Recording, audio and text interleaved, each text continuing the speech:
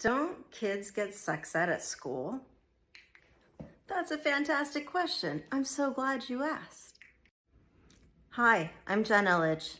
I'm a sexual health expert here to help you talk to your kids about sex and growing up. And one of the most common questions I get is, don't kids get sex ed in school? Why do we need to take the talk for? There's so many unique things that the Talk Institute provides that's different from what school does. Number one, the biggest, parents are there. Parents are involved. When your kids are at school, you don't necessarily know what they're covering.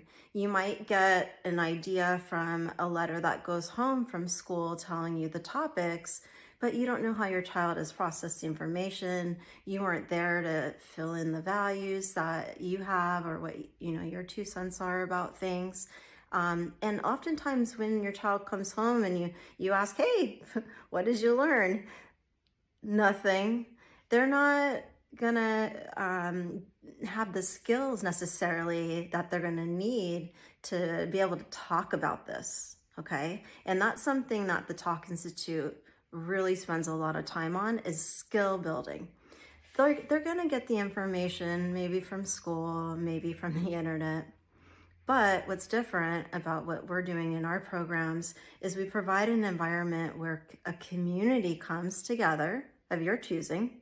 You get to decide who's in your program. So you can choose some like-minded families and your child's friends and bring them together. And I literally come to your living room and I can customize the program. I don't have the bureaucracy of the school system. I do abide or try to teach to the level of what California Ed Code and standards are, and it can teach that, of course. But if some groups, want to have a little more about a different subject or include other things, I'm able to really customize it for the group and, spend more time on things. And what is especially unique, I think, is the time that is created during the program for you to connect and talk to your own child, okay? So for example, and oftentimes in our programs, there'll be a portion where the parent or the adult that's with the child is interviewed. They get interviewed about what their experience was when you were their age and who did you talk to or who didn't you talk to and why. Were there any embarrassing or awkward moments you had? And if for some reason I can't or don't feel comfortable coming to you about something, who would you feel good about me going to? These are some of the opportunities that are created during the talk program that you're not going to get from school. They just can't do that because you're...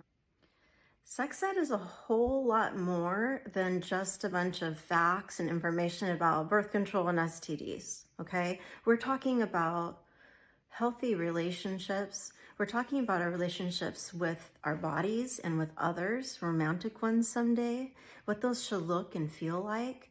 And there's so many values wrapped up into sexuality. And it's such a good topic for families to talk about, but they don't know how. We want to, but it's tough. Maybe your parents didn't talk to you about this stuff. I know mine didn't. It was very hard for my mom to talk to me about this. And I hear stories from other families like that all the time, that their families also, struggled as well. This is hard. This is why we need a guide, okay? You need a guide for your family to come in and walk your family through a program that is designed for you, that's developmentally appropriate, that I can weave in topics of your choosing into with the people that you love and care about and that are most influential in your own child's life. Get to be there. It's so amazing. Some of the after math effects, I guess, of the program that people don't really consider or think about is when you have a community of people your child knows, like other moms or other dads of your child's friends. Now they have other families they can go to that they can trust And maybe, it's not as weird if like your child is at, their friend's house at a sleepover and she gets her period. It's not going to be as strange to be like, hey, Miss Jones, do you have a pad or a tampon I could use? Because they've been through our program, it's less weird. We've talked about it. It's not a big deal. We've normalized something that is super normal. And there's a lot of that needs to go on. And that takes a lot of expertise. Something else that schools don't have is the expertise that I bring in. I've been doing this for over 20 years. I have a lot of practice. Most teachers, if they teach sex ed, they teach it for 2 weeks, once a year. I teach all the time. I teach like 10 programs a week. And this is something that this is my jam. I do this is my specialty. And I've had a lot of training in a lot of areas. I stay up to date on things.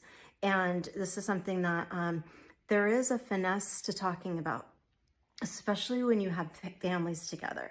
There's a finesse to how you describe things that helps be correct and concise, but also comfortable, right? So that people aren't cringy while they're learning about sexuality, because sometimes that can be a turnoff for people if it's a little too much, right? And to have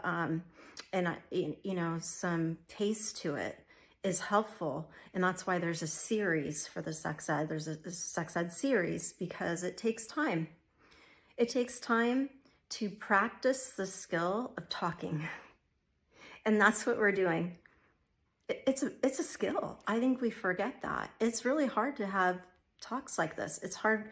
It was hard for us when we were kids, and it might be hard for us now as parents. And you can't just assume that like your child's going to know how to do that. When things get embarrassing and awkward and it's something you haven't practiced, it's going to be hard. And they need to practice with you so that when they have a partner someday, they have the skill of talking about uncomfortable, embarrassing, awkward things. And sex is all of those things. When you're learning, it's all of those things. And they need to be able to talk about that with a partner without it being like super weird. They need to be able to work through that. Okay, so those are some of the things that I think are super different about the talk. There's a million of other things I think that are unique, in that once you're here and you're experiencing the program, I've never had somebody say, man, that was a waste of my money. I don't think I've ever heard anyone ever say that to me. And I know that even if you're talking to your kids now, and this is something that they do get in school, this only helps. I'm not their mom. Sometimes other people saying what you've said, it validates you. We need that. Our kids need that validation. We all do. It's not just kids, it's all of us. When we're close to people, when we're really close to people, sometimes we listen, but we don't hear them, right? And it might take someone else coming in before it really sets in. So just make sure that if it's not me that's doing that for your family, that you do find a community of other people to support you in this journey, because it does take a village. And I wish you luck if you use me or stick with the school. Good luck, and please take advantage of all of my program, my free stuff out there, and make sure that you're doing all that you can at home, especially if you're going to rely on the school to take care of this. Okay? All right. Jen Elledge here. Talk to you soon.